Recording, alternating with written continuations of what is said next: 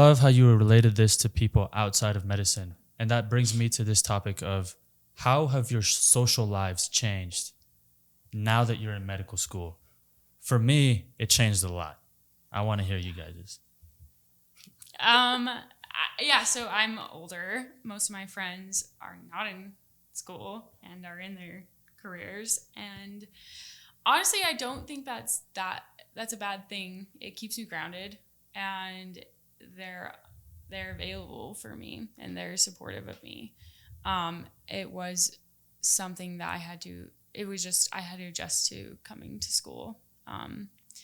But I enjoy having the social aspect of school now. Like I said, it was a little hard at first, but now I look forward to going to school and talking to my friends every day, and they relate to me, they validate me, and that's sometimes hard with my other friends too. But I feel like I'm letting them down because I'm busy. And whereas like with the MS ones, they know my schedule. They know that we have a test tomorrow, and I can't hang. So I can't hit the town, go to the bars. Yeah. My social life has definitely drastically changed, but it's like social butterfly. Just used to be out all the time doing everything I could possibly do. Fear of missing out. So I was always outside doing something.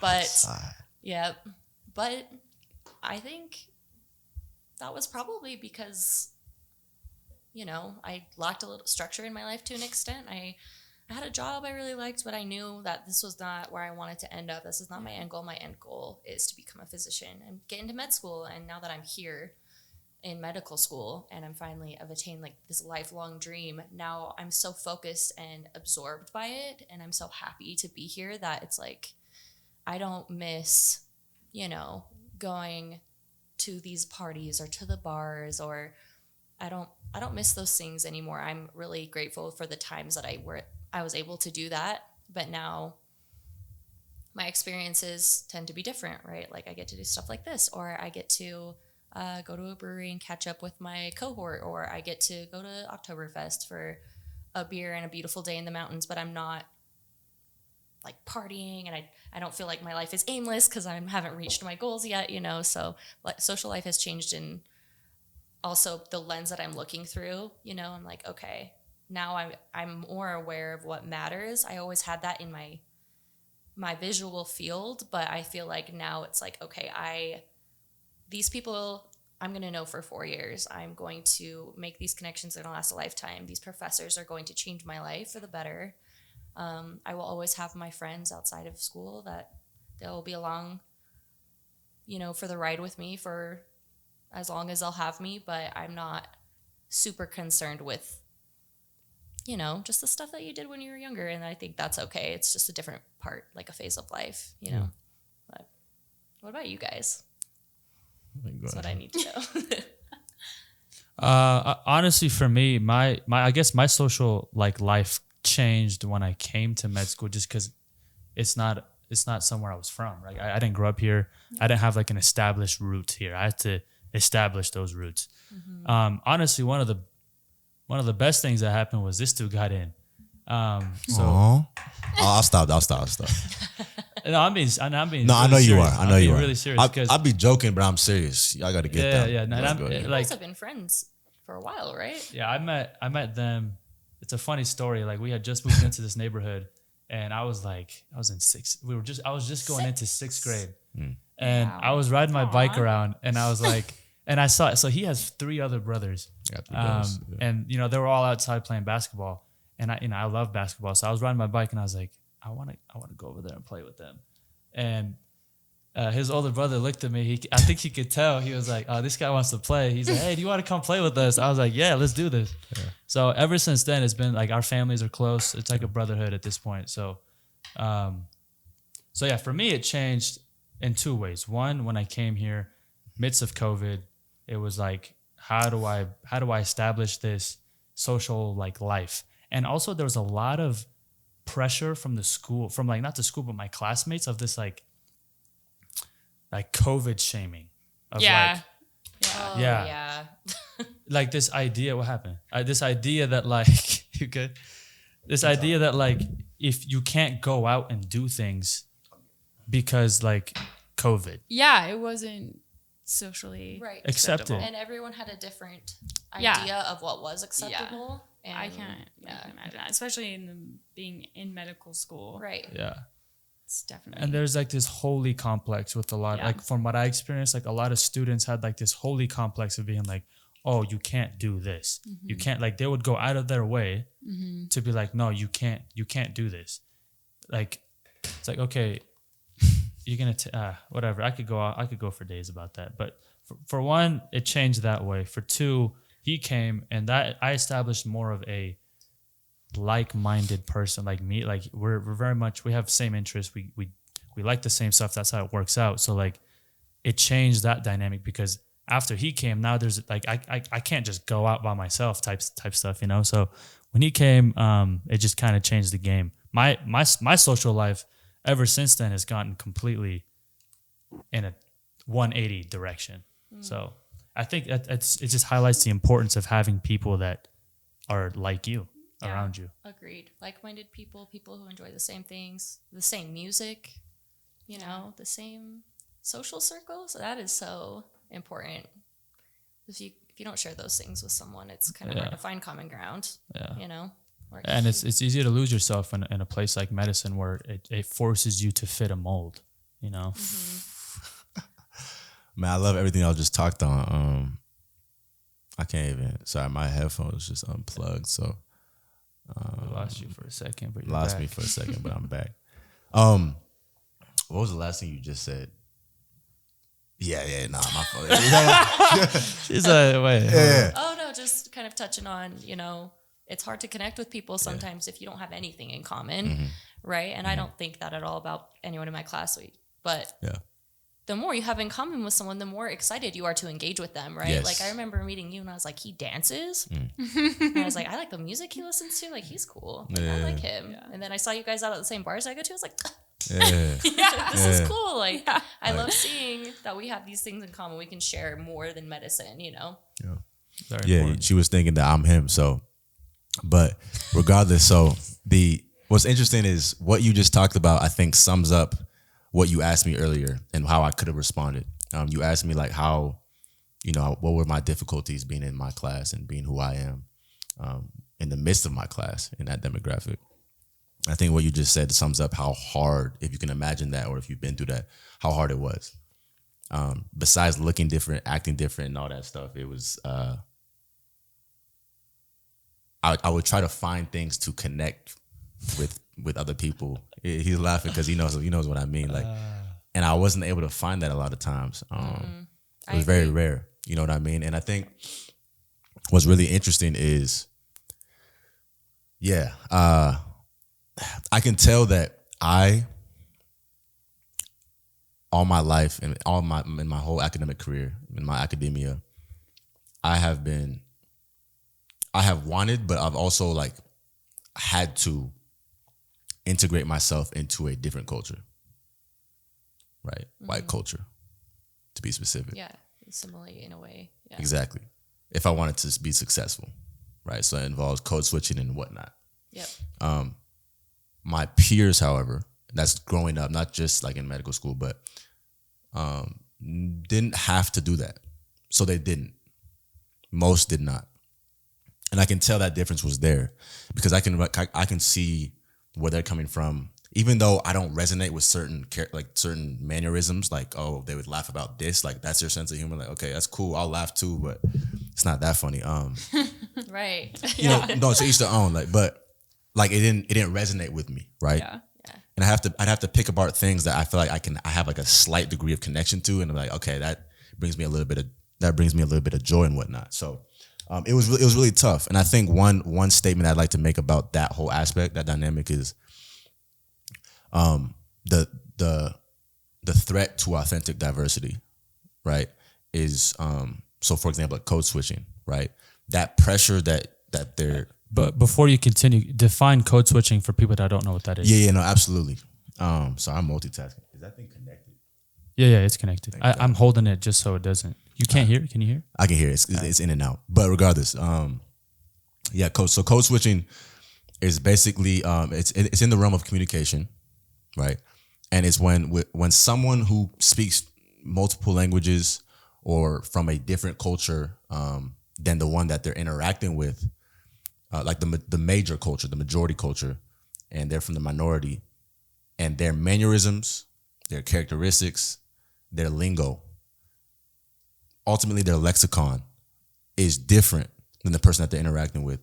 And because of that, they change minor aspects of it in order to fit in order for it to be a seamless conversation, just to make things work.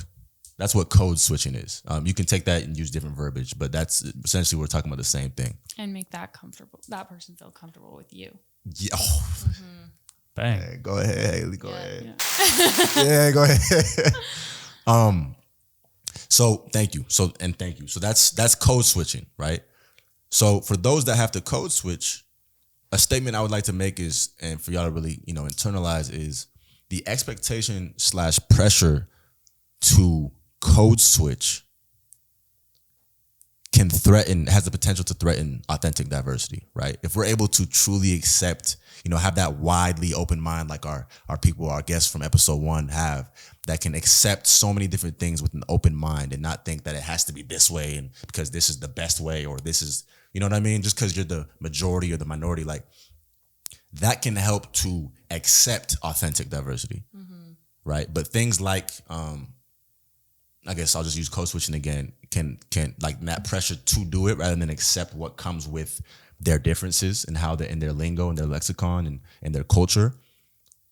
When that's impeded by the pressures and expectations to do certain things, like to be like someone else or to make them feel okay, make them feel comfortable, it can really affect authentic diversity. And it's like we were already talking about earlier on this podcast. It's very important.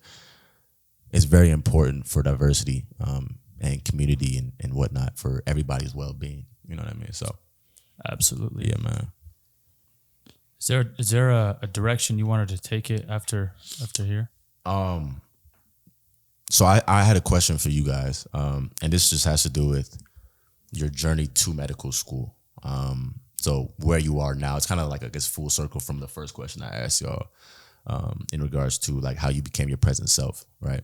So before I state that, I wanted to just read this off. So although we have arrived at the same place, so all of us were in medical school, we're medical students, right? We're along this journey and we're in the same field, the same area. Our experiences and our expectations are different, right? Our upbringing, what created those expectations and experiences are very different. And thus our modes of interpretation are also diverse, right? So you take one thing, throw it at someone, or like someone is impacted by something, another person is impacted by that same thing. Those two people, because of their experiences and upbringing, they will interpret it different, right? So y'all's enlightenment is very unique to you, right? We can all become enlightened, but we interpret things different, innately, inherently. So y'all's enlightenment is very unique to you, but it's also a factor that can really resonate with others regardless of your background, help you to connect to other people. So my question is this: how has your journey to medical school personally enlightened you? And I'm not going to lie, it seems kind of redundant. Y'all have probably touched on this quite a bit, like certain aspects of it, but go ahead and answer that again. And Ashley, you can, move it somewhere else. I would say I'm just going to guess that we all had a kind of difficult time getting into med school for one way or another. Maybe not getting in and getting accepted, but the path there, whether it's because we're an atypical student or a non-traditional student, or, we grew up poor or we grew up in X community or whatever it was, I think that we can all relate to that. But for me, I think the journey was just tough. It was never easy, going through certain family events like a divorce or, like a death in the family, like we touched on earlier, or mental health issues, imposter syndrome, not feeling like I was good enough or smart enough to do something, or I didn't belong in the community, which we've also touched on, right? These are really big things and they're a big deal. And I think,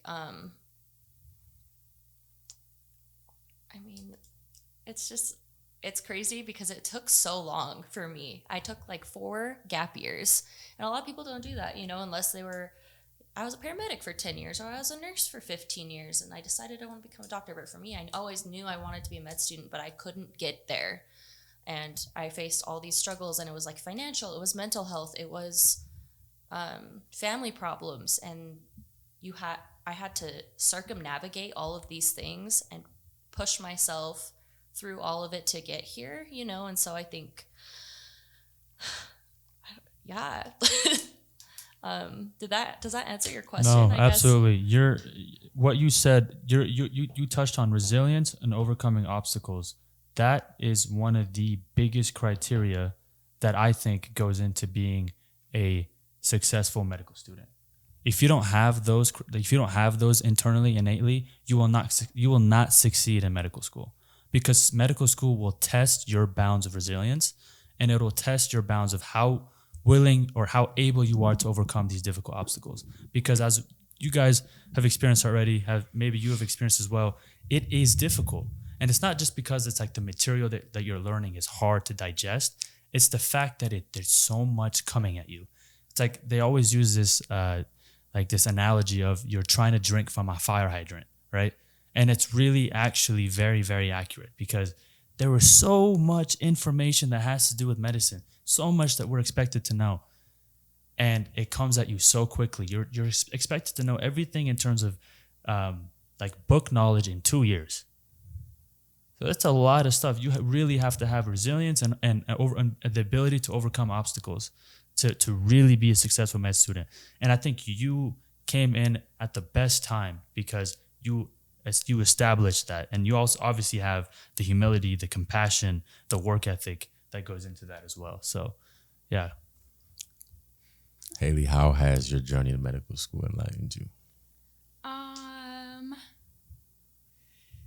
Okay, something that I realized I didn't touch upon before was that one reason I wanted to go to medical school is because I knew it would give me a set of skills that I could share freely with others. Because as a adolescent, I was given a lot of care by people in my community, like pro bono, that I don't know if I would be here now without. I had therapists in my life, doctor in my life, dentist in my life that did things for me literally for free. And I knew that no matter how rich I was, I would never be able to pay them back for that. And so if I they would be like, you can take care of me when I get old.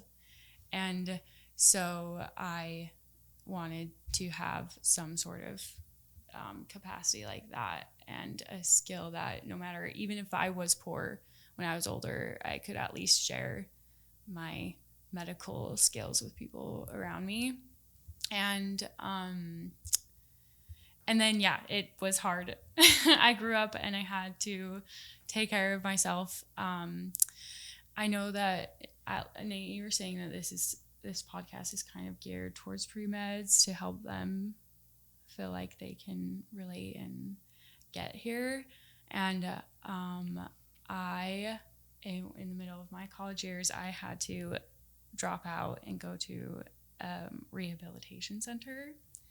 And I had a lot of explaining to do when it came to applying to medical school, and I had 2 semesters of W's in the middle of college. They didn't like that. And I had a lot of people in my life that I would ask for advice, whether I should include this in my, explain this in my application, if I should touch upon it in my personal statement. And in the end, a lot of people told me I shouldn't.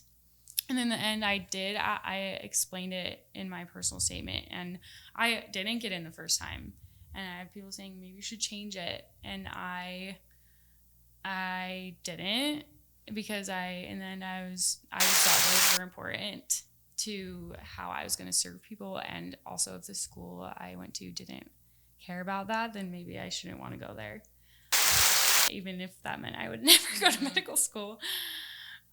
Because I learned a lot with those women in that center, and I learned a lot about how your mental health literally affects your physical health and vice versa. And I wanted to be able to take care of them too. And it was hard seeing them physically sick, because providers didn't understand that they were physically sick because they were mentally sick. And so that was because I really was like, I didn't know that you could like apply for medical like exception and get those W's removed. Actually, they were just F's initially because I just dropped out of school, and I found out that I could change them to W's, but actually you can change them if you apply within 2 years. You can just get it removed completely. So that's good knowledge. Important.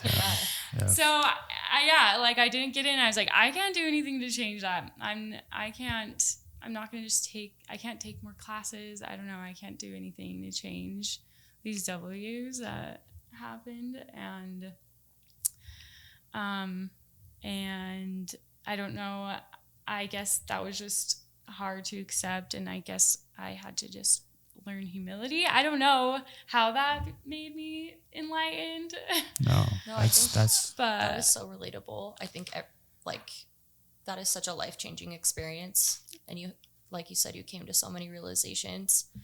I think it's important for, you know, your listeners to know that it's okay to make mistakes, and that, or not even mistakes, you just lived your life and you ended up somewhere that was really maybe a dark and hard place for you, and you came out of it, and that's a beautiful thing, and that's an admirable thing. And I'm sure we've all been there, you know, and it's okay as a pre-med student to fail a class, or to do bad on a test, or to have a mental breakdown, or to go to therapy or whatever it is, because if you're not taking care of yourself, how can you take care of other people, right? Yeah. Like, you are not loving yourself, how can you love other people? Yeah. That's not, you got to be fair to you, you know, like we discussed earlier. So I think, so I had a similar experience, just mental health stuff. I think I just bit off a lot more than I can chew, and I'm sure that every pre-med does that, right?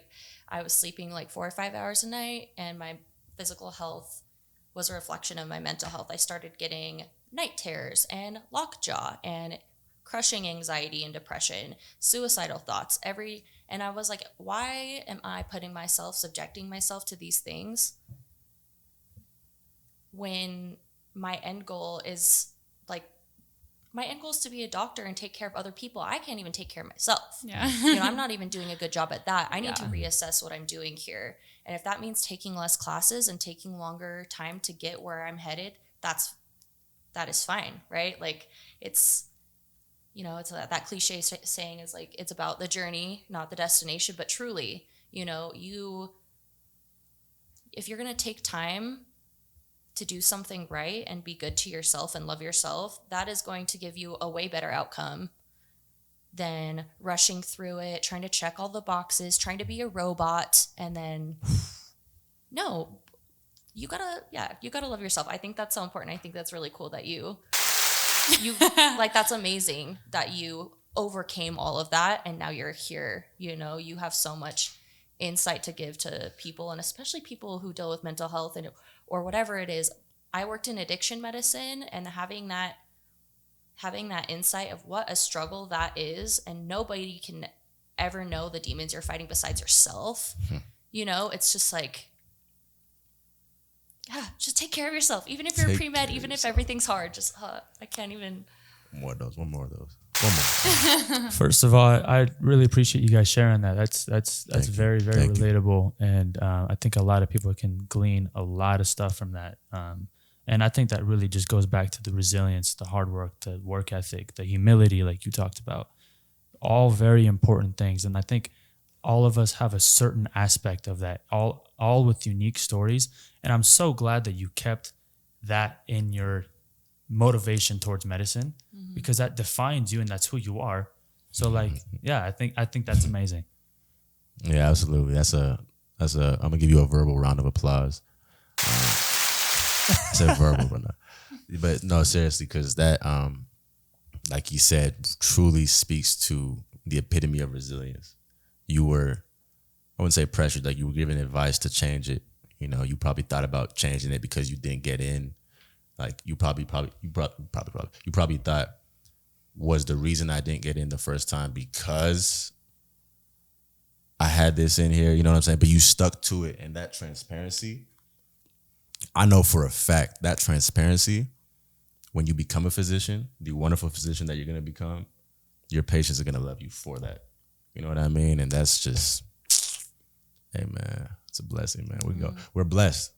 We've been through a lot, but we're blessed. Yeah. We wake up every day, whether you're grateful or not, you should be grateful. We're blessed, and we're going to bless other people. Whether we had shortcomings or blessings, we're going to bless other people. So yeah, man, shout out to y'all. Yeah. And honestly, this conversation has been amazing. And obviously we all have things to do. So I want to get towards the end, wrap things up, but there's one big thing that I want to talk about. And it's I guess kind of the statistics behind getting in and the acceptance rates and things like that. Mm-hmm. So you guys are probably all aware how competitive it is. Over 50,000 students apply each year. Only roughly 23,000 people get accepted. So like it's literally over 60% of people that apply don't even get in. It's like a roughly 40% of people that get in. Obviously, there's a number of reasons behind why.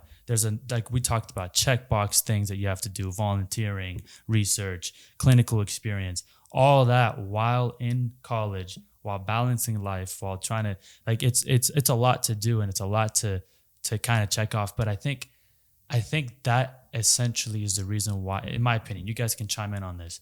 In my opinion, it's like people get so lost in this checkbox mentality that they forget to express themselves on paper or know how to do that. And that's why I say what you did in terms of maintaining that in your personal statement is amazing. And I'm sure you did that as well. And I'm sure you did that as well. Because there's a reason why we're all here. There's a reason why we stood out, because we have self-identity. We've established that. And on top of that, we have those qualities that make us amazing medical students, like we already touched on a number of times. So what is it that you think keeps people from getting in? And what advice would you all give to people in terms of that are trying to get in, that are just having difficulty? Ash, you go first, because I'm obviously not good at that. No, you're in. You got in. You have right. the knowledge in your brain. Yeah. We want to know from you. Mm-hmm. So, and you, obviously. So yeah, you got to love yourself. You got to be proud of who you are and where you came from and everything that you stand on, right? Like we all had a unique journey to get to medical school. And you really got to show that your differences are what make you an asset.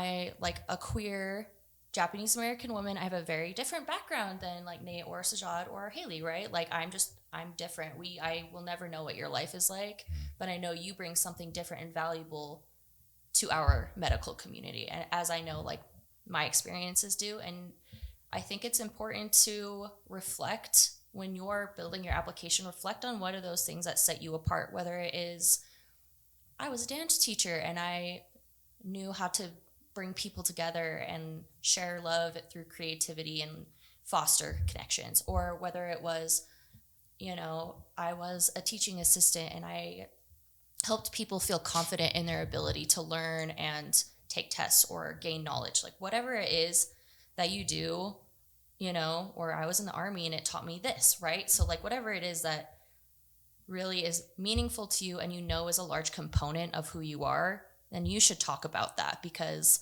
they don't want to hear anything about how, you're the exact same as everyone else, because they're just going to throw your application in the trash if you're just like everybody else. Because we need doctors who are a reflection of us. We need doctors who are real people, right?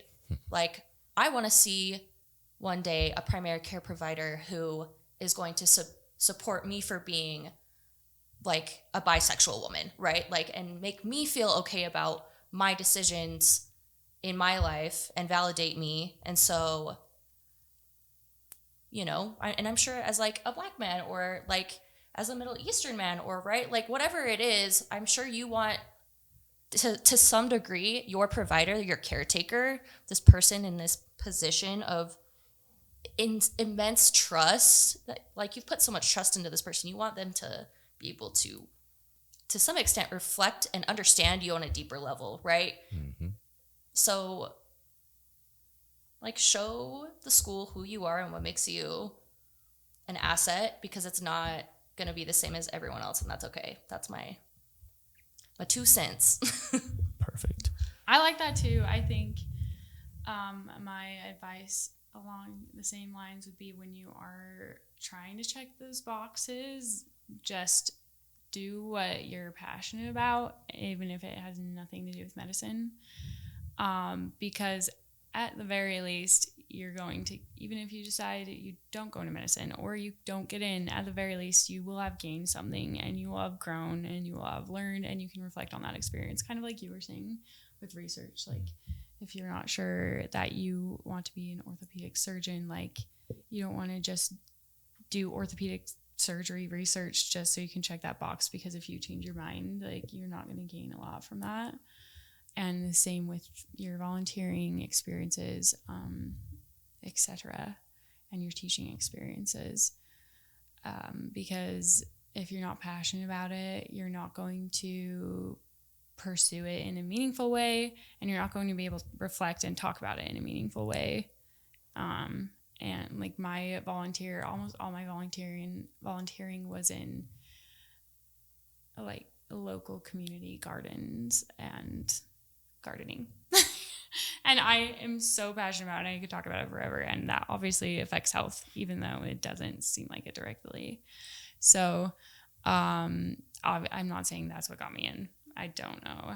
I think it was luck. But I will say that I, at least, even if I hadn't got in, I still treasure those experiences. So that's my 2 cents. Go ahead and repeat those questions, man. My advice for people who are trying to get in: what keeps people from getting in? Or, yeah, what do you, like, exactly? What do you think is keeping them from getting in, and what advice do you have? So definitely the checkbox mentality. You know, that's a huge one, and you know, it's been proliferated. Just when you look up how to get into medical school or whatnot, like the requirements for the application, you're gonna see a list of things, and it's not like the shortest of lists, but it's a moderate sized list. And once you see that, right, and then you get started with all the work that has to be done to get into medical school, oh, how hard that is. You think to yourself, well, I'm trying to take the easiest way. Like, this is a lot.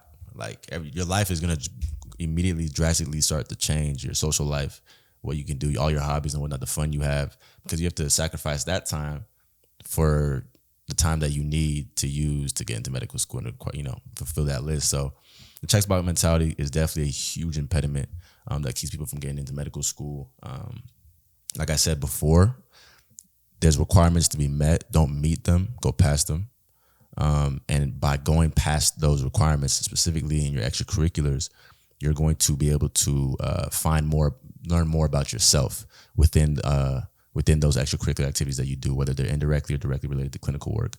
And I think that's very important for yourself when you bring those roots or those experiences into the medical school class that you're into, that you get into, to add or contribute something unique, right? That's why I think every single person, regardless of race, can add something unique into their class.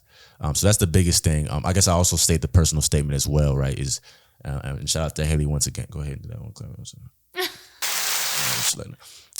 Very, very important. Very, very important, because it's who you are. So if you are willing to, and it's tough because it's a lot of pressure to change or conform into the norms, and kind of almost evaporate part of yourself to conform, right? Sacrifice part of yourself to conform. But by staying true to who you are, you will impact more people. So that's my advice, to keep yourself, to make sure that you do get in. And yeah, go past those requirements, y'all. Yeah. Sounds like the act of staying true to yourself, pursuing who you are as a person, finding your passion, maintaining those requirements that you have to have, exceed those and go far beyond that, learning to be a human being at the end of it, to become a genuine human being with the qualities of humility, compassion, work ethic, resilience, and the ability to overcome obstacles. It are just very important criteria to try to get into med school, to overcome it. And once again, this is Seasoned Discourse. Thank you guys for listening. Thank you guys. Thank you, Ashley. Thank you, Haley, for joining us today. Thank you guys so much, man. Yeah, it was nice to talk. That was a blessing. I hope you all. Conversation. Very grateful. Yeah. A blessing. And I just want to end it with avoid blind conformity. And conformity is defined as the act of matching attitudes, beliefs, and behaviors to group norms or being like-minded. Y'all have a blessed one, man.